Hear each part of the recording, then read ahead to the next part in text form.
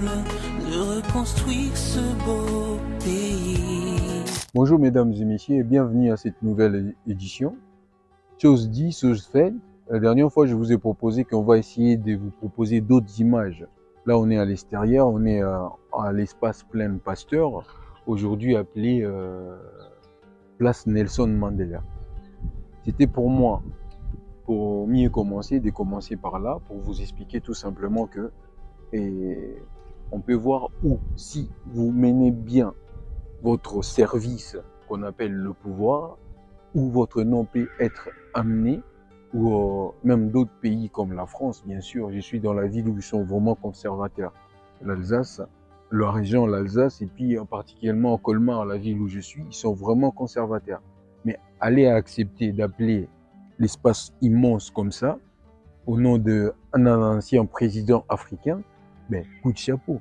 Donc, ça veut dire que le mec, quand bien même qu'on n'est pas parfait, donc du coup, il a su faire des choses où ça les a au moins donné le respect à cet homme.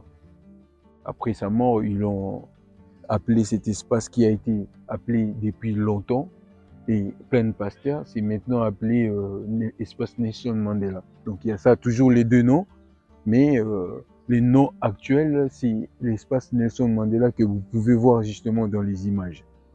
Et derrière moi, vous avez l'hôpital Pasteur, Louis Pasteur justement, parce que là, on est à l'espace jadis appelé Plein Pasteur. Donc, on a l'hôpital Louis Pasteur 1 et Louis Pasteur 2. Donc, la différence, c'est que Louis Pasteur 2, c'est créé, disons, construit récemment pour mère et enfants. Donc, de l'autre côté, c'est que des adultes à Louis Pasteur 1. Donc, voilà un peu où peut amener le pouvoir. En même temps, je vous propose cette vue magnifique.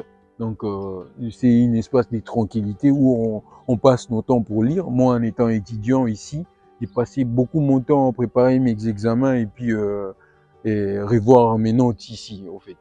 Donc, voilà. Donc, pour entrer dans le vif du sujet, on voulait continuer justement sur le pouvoir.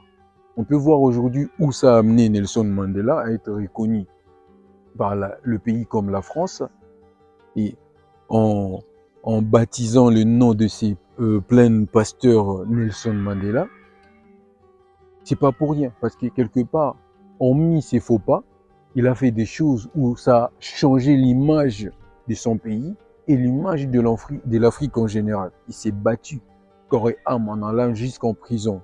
Je suis pas là pour vous rappeler l'histoire. Et du coup, en contrepartie, aujourd'hui, la France le reconnaît aussi comme un héros. Non pas que à sud-africaine, un héros africain également. Et c'est comme je disais la dernière fois, que si on peut aujourd'hui citer des modèles en politique, on n'a que des gens qui sont entre guillemets décédés, ou d'autres qui sont encore en vie, mais pas en motricité encore d'exercer dans la politique. Mais des gens qui sont censés, disons, de nous inspirer, les gens qui occupent des postes de président actuels, en dehors du président jeune burkinabé. En tout cas, excusez-moi de le dire, je ne vois personne en Afrique. Et je vais vous choquer en allant plus loin, non plus dans l'espace même Schengen ou encore dans l'espace américain. Parce que ces gens qui ont le pouvoir aujourd'hui, c'est eux qui causent la souffrance dans le monde entier, la guerre, notamment en parlant de la guerre de la Russie et l'Ukraine à côté. C'est des présidents, ils se sont juste pas compris. L'autre a claqué la porte pour l'OTAN et l'autre il n'est pas d'accord, donc du coup derrière il y a la guerre. C'est qui paye le prix derrière? C'est le peuple qui n'ont pas décidé, qui ne sont pas décideurs, qui n'ont pas leur mot à dire aujourd'hui. Et puis l'on dit c'est la voix du peuple, c'est la voix de Dieu. Mais le peuple, est-ce qu'ils posent la question à leur peuple, est-ce qu'ils veulent cette guerre, au fait? C'est pareil pour la République démocratique du Congo. Pareil pour d'autres pays en Afrique comme le Soudan. Aujourd'hui, la guerre qui fait rage là-bas. Parce qu'il y a d'autres qui se rebellent de l'autre côté. Et ces gens-là, si vous allez plus loin, comme je vous ai dit la dernière fois, vous allez voir que ce sont de grands barons qui financent justement ces guerres pour derrière et ils bénéficient de quelque chose. Comme à l'est de la République démocratique du Congo, c'est nos coltans. Aujourd'hui, l'APL a été accusé parce que l'APL utilise justement des coltans qui sont revendus par des rebelles.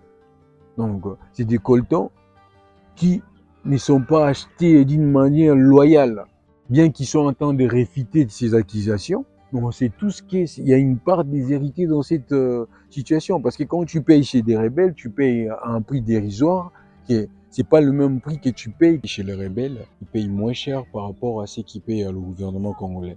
C'est qui les oblige tout simplement à faire leurs intérêts achetés auprès des rebelles qu'auprès de la République démocratique du Congo. Ça fait leurs bénéfices. Mais nous, derrière, on perd beaucoup de gens très chers. Et aujourd'hui, on parle de plus de, je ne sais plus combien de millions de morts où on parle de la République démocratique du Congo, on a perdu à cause de cette guerre. Donc c'est pourquoi moi, je voulais attirer attention au peuple du monde entier, qui est partout il y a des guerres. En fait, on a droit à dire non, parce qu'on a notre mot à dire. On donne le pouvoir aux gouvernants pour qu'ils nous donnent en retour le compte rendu. Le pouvoir n'est pas dû gratuit, quoi. Quand tu as le pouvoir à côté, comme j'ai parlé jadis des camérés, il faut, si tu as 13 millions à gérer, que tu le gères jusqu'à la fin de l'année, tu viens nous dire après, les 13 millions que vous m'avez donné à gérer cette année, j'ai fait telle dépense, il me reste autant. Ou bien, j'ai tout dépensé et je me suis endetté parce que c'était pas assez. Donc, on veut ça, en fait. Le pouvoir n'est pas, quand on te donne le pouvoir, c'est à toi de faire tout et de gérer tout.